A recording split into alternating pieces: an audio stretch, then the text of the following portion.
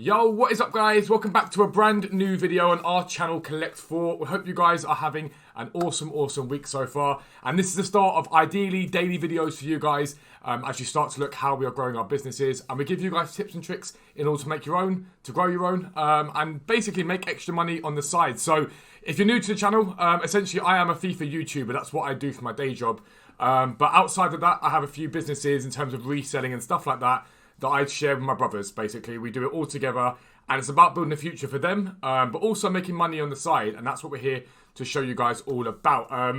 Essentially, we have three businesses. We talked about them before. There's a few more than that, but the three major ones we focus on here. First one is our vintage clothes business. It's called Fuzzy Garms. Links on from my name, Fuzzball40. The second is Collect 4. That's the name of this channel, and it's a name probably the most major business that I have, and that is in collectibles. Funko Pops mainly behind me, you can see them. And also we have a further one called Tsunami. Now, in the last episode or last video we showed you guys, we talked about how Tsunami made its first sale, which is massive for us. Since then, we've had two more, which is massive. It's really good. We're paying about £15, give or take, a pair of shoes at the moment. And we're getting £40 plus for them, which is a fantastic return on investment. And this video is all about how you guys can go about finding items to sell yourself. And it's probably the most vitally important part of any sort of business is where you seek to get your things from and how you get hold of them. So we're going to go over a few steps in this in terms of from where you should look to how you engage and then how you buy and what you do, basically. So we'll start bit by bit putting it together. The first thing we'll talk about is how to find places to buy things. We'll be right back. All right, so let's talk about how we find things to sell. Now, the first real key thing that I can always give you advice on is try and sell things that you like, and genuinely, anything you have knowledge of, anything you know, that's the starting place for if you want to buy and sell stuff. So, for example, I love clothes, but I used to always buy my clothes secondhand from Depop or Vinted. I hate paying full price for anything. Even this computer setup that I have right here, every single one of my screens is secondhand. My computer was brand new because I wanted something reliable for my job, of course, without a doubt. Pretty much all the peripherals for my computer are secondhand. My webcam, secondhand. My mic, secondhand. I don't like paying full price for anything. So I was buying from Depop and Vinted and doing all that sort of stuff. And then I realised, hang on, I was going between the two methods and realising that stuff on Vinted was a lot more expensive being sold on Depop, and some stuff on Depop that was really cheap was selling for more Vinted. So I started to utilise that knowledge, okay? So your starting place is to know what you're selling. If you have any idea about what you're selling, that's it. Secondly, is to then use all the mediums, any platform you know things get sold on. It is to do your research on those platforms. So, if you're planning on selling, I don't know, in our case, shoes, right, for Tsunami, we go and check eBay, and we check sold listings, and we have a little look at what stuff is selling for. Then we go into Depop, we might follow a few items on Depop and see if they sell. We might go into Vinted and see that. And then we started to look at the differences in terms of brands, in terms of styles of shoe, and what's sold better and where. And actually, eBay is proving to be the place that we're selling everything. It's been unbelievable so far. But yeah, it's about researching and knowing where the best place to pick these items up is. Now, we'll talk about selling another day, but you might know that, for example, if you go onto eBay to pick up Nike trainers, it'll cost you 40, 45 quid, because that's where you sell them. But on Vinted, you can pick up trainers for 15 quid. Then you know to put those onto eBay. Do you see what I mean? It's that sort of element of where you find the items from. But think wider here. Think way wider, because there's those sort of parts there. But also, Facebook Marketplace exists. It's a fantastic place to pick items up. And a lot of the time on Facebook Marketplace, people are just trying to clear stuff out. Like, they just don't care. You'll pick up fish tanks for a tenner that you can put on eBay and sell for 50 quid. Anything can be sold. Anything at all. Utilise Facebook Marketplace. It's a brilliant place. A lot of the time, people are giving stuff away as well. And if you're honest and say, well, actually, I'm a reseller, so here's some money, most people actually appreciate that because, actually, I made some more money from it. A really good place, especially in the UK, to buy stuff from, car boot sales. In America, you've got flea markets and the likes, but you'll never, ever touch the quality of car boot sales. They're the best. Car boot sales are essentially people just clearing out stuff from the house and taking them to sell. And the whole point of a car boot sale is they're wanting to get rid of their stuff. They don't want to take it home. So you can usually get very good deals. For us, clothing, always at car boot sales, it's full of it. Absolutely full of it. And somewhere we might go to a vintage shop and buy a Nike t-shirt for a tenner. We'll go and buy that same t-shirt from a car boot sale for 50p. Car boot sales are brilliant. They're back soon and we'll have loads of videos on them. Absolutely brilliant. But cast your net wide. Get a really good knowledge of where you can buy things from. Know what you're wanting to buy. Know what it sells for and utilise every part of that. Sometimes you have to spend more in different places, but you might be able to pick up better quality items.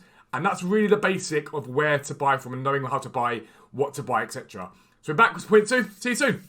Alright guys, started recording this and the dog started barking. Anyone that watches my other channel will know I have a dog that loves to bark at absolutely everything, so I have to record things multiple times. But it is what it is. Number 2, it's quite an important point here, and that is to have a separate buying account to your selling account. Really, really important. If you can do it, make sure it happens, because you want people to read your reviews as a seller for the items that you're selling and how accurate your sales are, whether you tell the truth on your listings and how quick your delivery is. So you want your selling account to be accurate and reflect who you are as a business. But your buying account is important to be separate for multiple reasons. The first of these, which we'll go into detail later on, is basically sellers that aren't above board. They're bad sellers that you buy something from them, you don't like what you've bought from them because they've not done whatever it is it should have been done, and they then kick off about it. So I'll talk about that more in detail in a second. And you want to be able to keep your finances separate and your review separate. So buying should just be a cake where I go and buy these items and I do whatever it is here. And selling should be, I know exactly what's coming in and out from there. And it gives you much more leeway. Some places will hold your funds, so you know exactly what's in your selling account. And in my opinion, you want to keep your buying separate. Always keep a spreadsheet. It's so important. Keep a spreadsheet. What you've bought an item for, like listed up onto that, what you then sold it for, total before fees, total after fees, and keep track of what you're doing, and separate the two accounts out. So you know exactly what you bought it on, exactly what you sold it on, and you go from there basically. So it's just a little thing that I would always recommend you do, because trust me, sellers can sometimes be idiots. I'm not going to put it any lighter than that. It can always be a problem with those sort of people. So we'll talk about that in more detail soon. Back with point 3. Alright guys, so part 3 here. So you've gone out, done your research, done whatever it is you've got to do. Set up your accounts to buy, to sell, fantastic. And now you found your items. You found your items that you want to buy. What do you do next? And it really is simple. Start a conversation with the seller. A lot of the time, the sort of item that's being sold might say, message me before buying anyway. But the first thing that I'll always do is just ask if the item is still available. So I'll say, is the item still available? And usually get back a yes, it is. And that's where the conversation starts. And the next point you should always make is the most important question you're going to ask. And that is there anything wrong with the item? Is it in good condition, bad condition, any flaws? For multiple reasons. Number 1, the most important thing is you don't know what the item's worth. If it's in terrible condition, it might be worth nowhere near what you think it is. If it's in perfect condition, then that can be great. And especially for times when you might go and buy, like go and physically buy something, you might go on Facebook Marketplace. You want to save yourself a journey. If you find out this item you want to buy is broken or doesn't work, you don't really want to head 20 miles away to pick something up if it's not in good condition. So it's something to bear in mind. I'll explain why that is also very, very important shortly. We'll talk about that at any point. So you've obviously asked if it's available. They've told you whatever is wrong with it. And then always ask, can you do any better on the price? So let's say theoretically you found a pair of shoes, in our case, for £20. And we might say, can you do any better? And I'll say to us, yep, do you know what? I can do £17 on them. I'll then say to them, if you can do 15, that'd be great. I could buy them today. That's what I'd like to do. If you always add that, I'll buy them today. 9 times out of 10, they're like, do you know what? Actually, yeah, if I'm going to make a sale, I'll do it. Understand that people are here to get rid of stuff. They want to sell their stuff. And also, moreover, it's not that bad a thing to ask someone if you can get a discount, because the more money you get off, the more profit you're making. It's as simple as that. You want to make more profit any way you can. Obviously, don't be a twat and be like, a £50 item, I'll have it for a £5. You're never going to get told to F off, basically. But it is okay to ask for a discount, because at the end of the day, you want to make as much profit as you can. But also, it offsets it to a certain degree. If you're buying something and the conditions like listed as very good or whatever, and you get it and it's not so great, you can be like, well, actually, I did get a discount on it. Yes, I might sell it for less, but I've also bought it for less. So you can sort of weigh up that, and it's important. But it's vitally important that you ask condition. It is vital, because there are many, many, many unscrupulous sellers out there, loads of them, and they don't tell you the truth. They lie on their sales posts. We pride ourselves, like I say, on making sure that everything that is potentially wrong with an item is listed on the post. Whatever it is we're selling, we try and be as thorough as possible, so that nothing can come back on you. But some sellers will claim things are good and they're not, and you have to know that. You have to have done your research, because once it's down in writing, once they say to you in that message, no, really good condition, perfect, nothing wrong with them, you get them back and you're like, hang on, these are awful condition. This is nothing like you said. If you then go and seek a refund, which we'll talk about in a second, you've got something in your armory. Something to say, hang on, this is what they said, and here's a picture of what they're actually like. And we'll talk about that in a second in part 4, and that's what to do when it all goes wrong. I'll be right back. All right, guys, so part 4, and that is you've got the item, and it's all gone wrong. Basically, this is an MX-90 shoe. Those who watched the last episode will know we sold a pair of these on eBay, I believe for £45, having bought them for £15. Really good return. Literally, not long after we sold those, we saw another pair pop up on Vinted, and we're like, hang on, that's really, really cool. We have a look at them, and on the profile, it said immaculate condition. So we're like, okay, cool, great. Did our usual messaging, asked if anything was wrong, was told nope, they were perfect. So we bought them, and then they arrived, and that's when the trouble started. So as you can see here, all the threading from the top here has come loose, and on the back of it, and so they're not in anywhere near immaculate condition on that basis. The inside of the shoe, you can't see it, but you can probably just make it out there, has ripped up from the bottom to the top. So you can see someone's worn them very, very much. The sole is very, very curved. So if I show you that there, you can see the curve. Now I've got a good pair of Air Max 90s here. And you can see they have a curve. They all have a curve and whatnot. But this has been worn so much at the back. I'm just looking to the right. That these have been really, really worn out. So these are anything but immaculate condition. Now, we messaged the seller, and the seller got fiery about it and said, well, you should have known because they were cheap that there was something wrong with them. And we said, well, no, we asked you. We said, what condition they're in? And you said, perfect. Like you said, nothing wrong with them at all. And there's a lot wrong with them.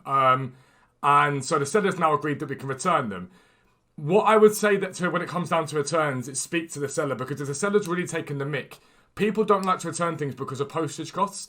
If the seller's really taken the mick, then being blunt, I will say to them, like if they're really rude about it and whatnot, I'll say to them, no, listen, I'm going to return them, and like your feedback's going to reflect it, because I'd expect someone to do the same for us. If there's something seriously wrong with something we've sent, it's missed quality control, whatever. Someone says to us, listen, this is really, really bad. We say, listen, return it. We'll refund you, return it. As a basic rule, most second-hand places don't do returns, but if it's completely and utterly awful, that's fine. This here, a pair of, again, perfect apparently. These are perfect MX-95s. And yeah, basically they're anything but. The bubbles are all scratched up. The insides are bubbled to hell. They're nowhere near perfect. And the seller sent these in a carrier bag. Now, at first we didn't think they arrived, but they have arrived. The seller sent them in a carrier bag. See-through carrier bag. That was it. And they weren't like looked after at all. There was a bumps about and whatnot. They've got scuffs all over them. And again, the seller wasn't happy that we said this, and we asked you about the condition of them, and you said barely worn perfect when they're scratched all over them. Maybe one of them's got like a paint mark on it. We asked if they're perfect. You said yes, and they're not. And this is why this separate account comes in crucial, because we didn't leave feedback for these people at all. But one of them basically was refusing to return them until Vinted said they had to. And the second one basically is now decided to leave us terrible feedback, despite the fact that we've always bought items and never had a problem really. Leave us terrible feedback on our buying account because we wanted to return an item that was awful. It's in terrible condition. And make sure you're not scared to question in the first place, but also to refund in another place. And if that buyer is taking the mick and being really rude, warn other people. Put a review out. Don't be an arse and be like, oh, I'm going to give you a 1-star review because you just deserve it. Try to be fair with it and give the seller a chance to reimburse you. So sometimes sellers will say, well, listen, we've got it so wrong that return them, we'll pay your postage costs and whatnot. In that case, I always give them a 5-star review, because my 5-star review is always, item wasn't as described, but seller was amazing with letting us return it, covered our postage costs, fantastic. And it is the nature of the beast a bit, that you are buying second-hand a lot of the time when you're reselling, so you have to understand that you're not going to get anything that's perfect. So if someone says immaculate to me, then I do take it with a pinch of salt, and I assume it's sort of our very good, if that makes sense. I don't assume they're perfect. But what you won't accept is something like torn up shoes, threads coming loose, stuff that means you're going to have to really, really work hard to either repair it, and it's going to cost you a lot more, or they're just unsellable. And it sounds harsh to say it, but with the shoes, for example, they need to be in very good condition. People have a hang-up about shoes. They need to be in really good condition for people to consider them. And so don't be scared to do it. But that's why the selling and buying account being different are so vitally important, because you don't want your rating for your seller account with disgruntled sellers, disgruntled buyers, sorry, wrong way around. You don't want the rating for your buying account with disgruntled sellers because you returned items to be lowered and reflect on the same account you would sell stuff on, because it wouldn't be fair. Your selling account should reflect how accurate your sales are, not how accurate other sellers' sales were, if that makes sense. So it's vitally, vitally important that you always think about that. And so that's basically the whole process in terms of finding items to buy and how you would deal with those sort of situations that do arise. What I would always advise you do is, if you do buy an item from a seller that tends to be good, follow up with them. Say thank you, make sure you leave good reviews and whatnot, because you never know, they might have another item in another few days' time that you really like the look of, and they'll give you an extra bit of money off because they've worked with you before, or they'll rather sell it to you than someone else if it's a really cool item. And so rapport is massively important. Make sure you're thankful for what you're getting, because you are making money from it at the end of the day. And honestly, it does pay off a lot of the time. With the shoes especially, we're really honest. We say, listen, we resell these on. When we get them, we clean them up, we freshen them up, we make them look as close to brand new as possible. But the price you're selling for us is too high for us to do that. So we wouldn't be interested at that price. Sometimes they'll say, okay, no problem. Or they'll say, actually, I can lower it a little bit.